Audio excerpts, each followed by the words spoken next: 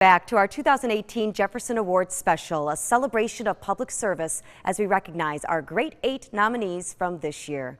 Next up is a man who is leading the fight to help kids in his community succeed. This is Ron Williams. These boxers are not just fighters in the ring, they're fighters in life.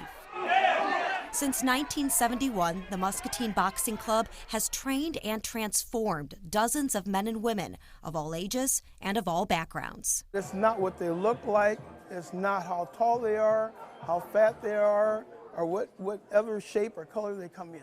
They all come in with the same idea, they want to do better. Thanks for coming. Head coach Ron Williams was never a boxer himself. It was football that I was into. But more than 20 years ago, his oldest son was. And soon, Ron joined him in the gym with unique techniques. I was forceful, but I was fair. And a passion to set these athletes up for success. Some people think success is winning. It's not. Because everybody that comes in that door has to learn something, whether they win or lose. It's how to compete. This was a split decision. And there's been a lot of winners from this ring. The win goes to Raymond Sutton. Across the state, the country, and beyond boxing. We've had people come in our door that have owned their own businesses, gone into the military, done numerous different careers, construction workers, engineers, firemen, police, and I think they all come back to the club and know that this is a place that helped them start in their intuition of what they wanted to do. And a lot of that has to do with Ron, who many describe as the heart of this club. He gives time, hours and hours and hours, to this community to make it a better place. I think they kind of consider me as their dad, so I guess I got to claim them. For Ron, these are lessons that last a lifetime and leave a legacy. I don't see retirement. What I see is doing like all the other better coaches, sooner or later we fade away. Our next nominee is combining ministry and recovery and bringing it to the people who need it the most. Introducing Jason Schneider. We hear it in places destroyed by disaster. The sound of chainsaws symbolize recovery, rebuilding, relief. And so does Jason Schneider. He likes the sound of chainsaws. And when you're doing tornado recovery, the sound of a chainsaw is truly a wonderful, wonderful sound. And so you associate those things with Jason.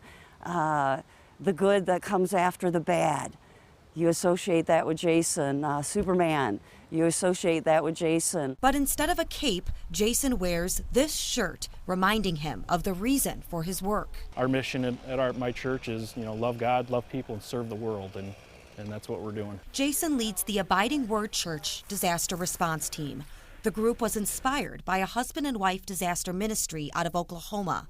Jason's church teamed up with them after the 2011 tornado in Joplin and the 2013 tornado in Moore. We put together a group of like 50-something people within our church, took a charter bus down.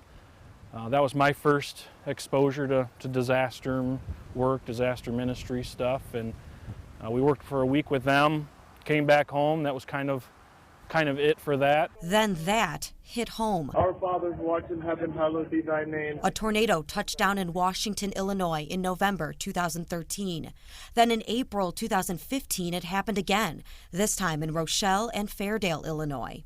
Jason was there for all those recovery efforts, chainsaw in hand. I really had that passion, that drive, the calling, to do this with, as much stuff as we have in, Northern Illinois, Iowa, Indiana, surrounding states and stuff. I really felt the need to do more with this. So he got together a trailer, tools, and volunteers.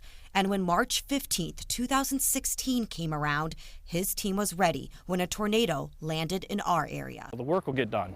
It'll get done eventually, but being there for that homeowner, that community, that resident, being there for them, listening to them, just being that shoulder for them, letting them know that, people outside of their community care, and we're here to help. We're halfway done honoring our Jefferson Awards nominees with just 4 more to go. And coming up, using hearts for the homeless. The nominee bringing new meaning to Valentine's Day through a heartfelt event that helps the homeless. Plus, the nominee who's on a simple mission that means so much, the small blessings she's giving to children in our area who would otherwise go without. And then My husband came up with my nickname. It's telephone, telegram, or tell Jan. It's done. The nominee with an inspiring double identity, how a local restaurant owner became Mrs. Claus and the reason behind her spirit to serve. We'll be right back.